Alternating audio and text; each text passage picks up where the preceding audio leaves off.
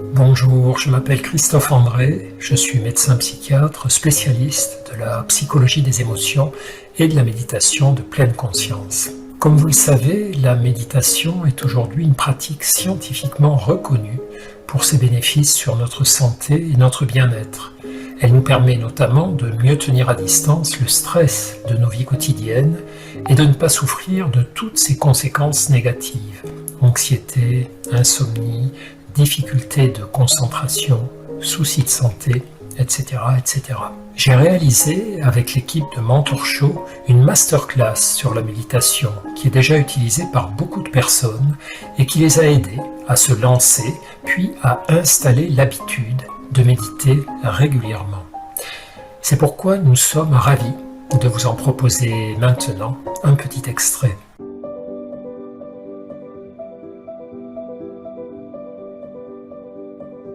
Poser son esprit dans l'instant présent, c'est un truc dont vous avez sûrement déjà entendu parler. Vivre au présent, savourer le présent, revenir au présent, c'est vraiment quelque chose qui est dans l'air du temps depuis un moment déjà et ça n'est pas sans raison. Il y a plein d'explications à l'importance qu'on est en train de redécouvrir quant au fait de poser son esprit dans l'instant présent. Alors, certaines viennent du fonctionnement naturel de notre esprit. Notre cerveau, le cerveau des humains, a toujours tendance à anticiper, planifier, faire des projets ou avoir peur de l'avenir, angoisser. L'angoisse, c'est une crainte de ce qui va arriver. Il a pas mal tendance aussi à revenir vers le passé, alors pour des bonnes raisons, la nostalgie, se souvenir des belles choses, mais aussi parfois pour des mauvaises, regretter, ressasser, ruminer. Donc on a déjà un petit peu cette tendance à être dans le futur, dans le passé, plutôt que dans le présent. Il y a aussi notre société, évidemment, qui nous pousse à être actifs, à travailler. Et donc travailler, c'est anticiper, c'est prévoir, c'est planifier une fois de plus, c'est revenir sur ses erreurs pour chercher à les améliorer. Voilà, donc il y a tout un tas de choses qui font qu'on oublie souvent de vivre au présent. Et je crois que c'est un des Beatles, d'ailleurs, John Lennon, qui disait, au fond, la vie, c'est tout ce qui s'écoule pendant qu'on est occupé à faire nos trucs. Mais c'est peut-être le plus important, finalement. En tout cas, c'est une partie importante de notre vie. Donc, cette capacité à ramener notre esprit dans l'instant présent, elle est au cœur de cette technique, de cette méthode de méditation que nous sommes en train d'explorer ensemble, qui s'appelle la pleine conscience. Et c'est une très bonne chose. C'est une très bonne chose puisque, on verra ça, il y a des tas de conséquences favorables au fait de ramener souvent son esprit dans l'instant présent. Mais on va arrêter les blablas et faire plutôt un petit exercice qui va vous montrer quelles sont les bases très simples qui peuvent nous servir lorsqu'on veut faire ce type de travail.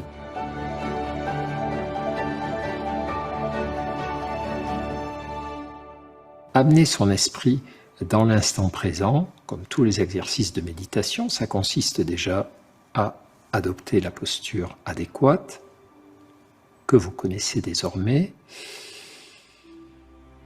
et à observer ce qu'est cette expérience de l'instant présent. Quand on parle de l'instant présent, on décrit une expérience globale, quelque chose de général, mais nous, on va apprendre à déconstruire cette expérience globale. Donc, si vous vous arrêtez là de faire des choses, juste vous posez dans l'instant présent, vous allez vous apercevoir que dans l'instant présent, il y a tout un tas de trucs très intéressants. Il y a d'abord, évidemment, votre souffle, votre respiration. Donc, on prend conscience, comme nous savons maintenant le faire, de nos mouvements respiratoires.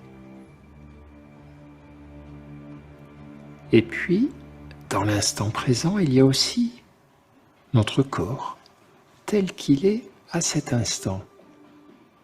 Souvent, on oublie qu'on a un corps, on est pris dans nos activités, et là, je vous demande de prendre conscience tranquillement de votre corps,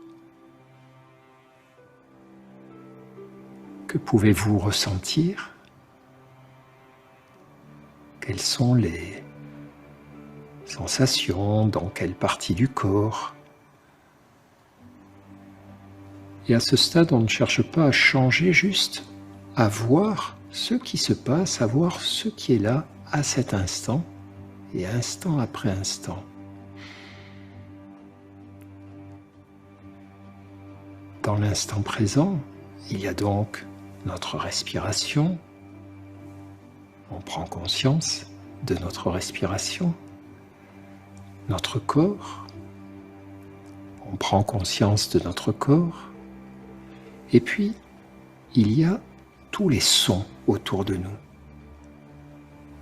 Selon l'endroit où on se trouve, si on est en ville, c'est les voitures qui passent, des conversations peut-être, des bruits de tuyauterie, de moteurs. Si on est à la campagne, des petits oiseaux, des tracteurs, des choses comme ça. Ce qui est très important en matière de méditation, c'est que tous ces bruits sont bienvenus. Il n'y a pas de problème, vous voyez, pas de problème avec ce bruit, aucun problème. Aucun problème parce que la méditation, c'est pas la relaxation. Dans la relaxation, on veut se détendre, on veut être au calme. Dans la méditation, on veut se poser dans le réel. Et dans cet exercice, on veut se poser dans l'instant présent, qui n'est pas toujours silencieux, qui n'est pas toujours calme, mais on sait faire avec. Donc, dans l'instant présent, il y a des bruits, qui sont les bruits de la vie. Et on observe d'abord quels sont ces bruits, d'où ils viennent. On les accueille, on leur permet d'être là, comme on permet à notre respiration d'être là, comme on permet à nos sensations corporelles d'être là. Les bruits sont là et ils sont bienvenus. Même ceux qui sont pas forcément des petits oiseaux, des bruits agréables, ils font partie de l'expérience. Et puis dans l'expérience de l'instant présent, il y a bien sûr tout le mouvement de nos pensées, les pensées qui vont et viennent à notre esprit. Certains jours c'est très agité, d'autres jours c'est plus calme. Et là aussi, l'exercice, encore un petit bruit intéressant pour notre exercice, ok, bienvenue, bruit de moteur. L'exercice qui consiste à se poser dans l'instant présent, c'est un exercice, vous commencez à le comprendre, où on ne cherche pas à modifier le réel. On cherche à observer de quelle façon on est posé dans le réel, avec notre souffle, avec notre corps, comment on réagit au bruit, au son, quel qu'il soit, quel genre de pensée tourne à notre esprit, et nous, on est spectateur ou spectatrice de tout ça. Et on est posé là, dans cet instant présent, et instant après instant, on voit passer nos mouvements respiratoires, on voit les états de notre corps se transformer ou durer, on voit les bruits qui apparaissent et qui disparaissent, nos pensées. Et il n'y a rien d'autre à faire qu'être là et accueillir tout ça, observer tout ça.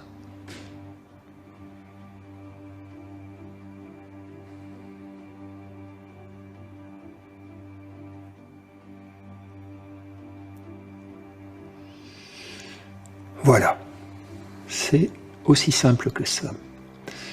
Alors vous voyez, ce genre de truc, c'est vraiment toujours les mêmes histoires avec la méditation. C'est à la fois très simple, difficile de trouver plus basique comme exercice. Je suis là et j'observe tout ce qui se passe. Mais c'est aussi très inhabituel. La plupart du temps, on n'est pas sur ce registre. La plupart du temps, on est en train de faire des choses, on est dans des actions, ou alors on est dans des distractions, on se change les idées, mais on n'est pas dans la présence.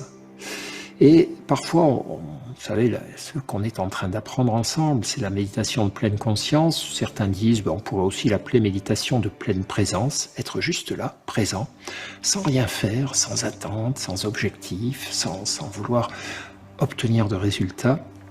Et c'est vrai que c'est un peu ça, quelque chose qui relève de la pleine présence. Alors, ça aussi, c'est un exercice très fructueux, et on s'aperçoit qu'en ramenant régulièrement notre esprit dans le présent, eh bien d'abord ça a un effet d'apaisement, ça calme un peu l'agitation qui est souvent la nôtre au quotidien. Ensuite, ça a un effet d'enrichissement. On découvre finalement que c'est pas si ennuyeux que ça de se poser, de se sentir respirer, d'écouter, de regarder circuler nos pensées, et que ça peut même être assez instructif sur la manière dont on est en train de réagir à ce qui nous arrive. Et c'est pour ça qu'on parle souvent dans la méditation d'entraînement de l'esprit. Et là, dans ce cas-là, cet exercice, c'est un exercice où on s'entraîne à observer le fonctionnement de notre esprit. Comment je réagis au bruit, quel genre de pensée il y a à mon esprit en train de circuler. Donc voilà pourquoi ça vaut la peine assez régulièrement de faire des petites choses comme ça. Alors, ce qui nous éloigne souvent de l'instant présent, ce sont nos pensées. Et donc, je vous propose de reprendre un tout petit exercice où on va travailler ensemble à peut-être une nouvelle façon d'être en rapport avec nos pensées.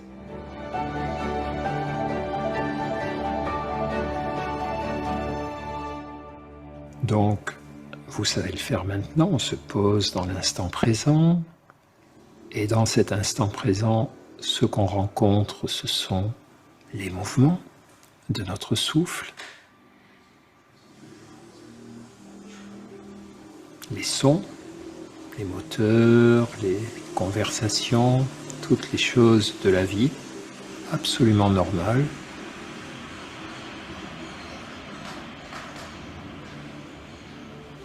Nos sensations corporelles, quelles qu'elles soient, et puis on s'amuse à observer nos pensées. Qu'est-ce qu'on est en train de se dire à cet instant? Est-ce qu'on est en train de se dire « cet exercice est un peu bizarre, ces bruits m'agacent, j'ai un peu mal au dos, quand est-ce que ça s'arrête? J'ai des trucs plus importants à faire. » Est-ce qu'il y a des trucs comme ça dans notre esprit? C'est très possible. Et l'idée, c'est de considérer ces pensées comme on considère les bruits, comme on considère les mouvements de notre respiration, comme on considère nos sensations physiques, comme des phénomènes, des composantes de notre expérience de cet instant, et on les considère juste comme ça, pas plus. Parce qu'en général, nos pensées, elles se mettent au-devant de tout le reste. On commence à réfléchir, à ruminer, et on oublie que c'est aussi important d'être présent au souffle, d'être présent au corps, d'accueillir les bruits. Le bruit d'une voiture qui passe et on part dans nos pensées, il y a trop de circulation, c'est pas bien, c'est pollué, ceci, cela. Pourquoi pas? Mais là, non. Là, on reste au présent et l'idée, c'est de se dire, tiens, ce bruit déclenche en moi telle et telle pensée. Ou bien, si je vois qu'en portant mon attention sur le souffle, mes pensées m'amènent vers ce que j'ai à faire tout à l'heure, dans l'après-midi, demain. Je note ça, je me dis, ok, là, ton esprit produit une pensée qui te fait quitter l'instant présent. C'est normal, il fait toujours ça, l'esprit, il vagabonde. Toi, tu reviens à l'instant présent. Tu reviens à la conscience de ton souffle. Voilà, donc vous voyez, finalement, l'idée de cette installation dans l'instant présent, c'est d'apprendre à observer le fonctionnement de notre esprit et à nous libérer parfois de nos pensées, ou en tout cas à mieux les voir apparaître et disparaître. Alors, ce que je suis en train de vous dire, ça n'est pas que le présent, c'est mieux que le futur, c'est mieux que le passé. Non, c'est très bien d'anticiper, de faire des projets, c'est très bien de réfléchir à ce qui nous est arrivé dans le passé, mais le présent, c'est souvent le temps psychologique qu'on sacrifie le plus souvent, justement, à nos projets ou à nos regrets. Et donc c'est pour ça que revenir régulièrement à l'instant présent a tant de vertus. Et donc, si je peux vous proposer, jusqu'à la prochaine leçon, de faire un peu plus attention à ces histoires d'instant présent, ben vous l'avez compris, c'est en vous encourageant régulièrement dans vos journées à vous poser et à vous dire « Ok, qu'est-ce qui t'arrive ici et maintenant dans l'instant présent ?» Tu respires, tu as un corps, il y a des bruits autour de toi, il y a des pensées, regarde tout ça, ressens tout ça, observe tout ça. Et vous l'avez compris, donc, dans ce « qu'est-ce que tu es en train de vivre ?» Quelle est votre expérience à cet instant? Il y a prendre conscience que vous êtes en train de respirer, prendre conscience que vous êtes en train d'avoir un corps, prendre conscience que vous êtes dans un monde où il y a des bruits, des sons, où il y a de la vie autour de vous, et puis vous apercevoir qu'il y a tout un tas de pensées, et ne pas suivre ces pensées, mais juste les observer. En général, ce qui nous empêche de nous tourner vers l'instant présent, ce sont souvent nos actions. On est absorbé par l'action et on lâche pas prise. Et puis nos distractions aussi. Et une fois de plus, je vous encourage, chaque fois que vous avez un petit instant, plutôt que de commencer par regarder vos écrans, à vous plonger quelques instants dans cet instant présent, justement. Merci beaucoup d'avoir écouté cette petite leçon et à la prochaine fois. J'espère que ça vous a intéressé, peut-être même rassuré. Parfois, on a une idée fausse de la méditation. On la voit comme quelque chose de compliqué, mystérieux, un peu ésotérique. En fait, c'est simple, logique et très utile de méditer. C'est pour ça que la méditation peut être pratiquée par tout le monde. Quel que soit votre âge ou votre mode de vie, il vous suffit de vous asseoir, de commencer par respirer, puis de suivre les conseils que je propose dans les différentes leçons de la masterclass. On peut méditer à peu près tous les jours, soit en faisant des exercices un peu prolongés quand on a le temps, ou quand on en a besoin. Par exemple, en cas de stress ou de moments difficiles, soit en pratiquant des exercices brefs dans les transports, les salles d'attente, à son travail, lors d'une pause, etc.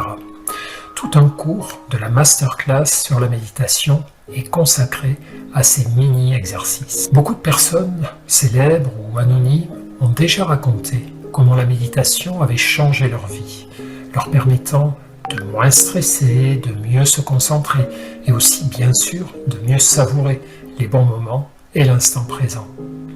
Alors, j'espère que cette masterclass va vous le permettre aussi.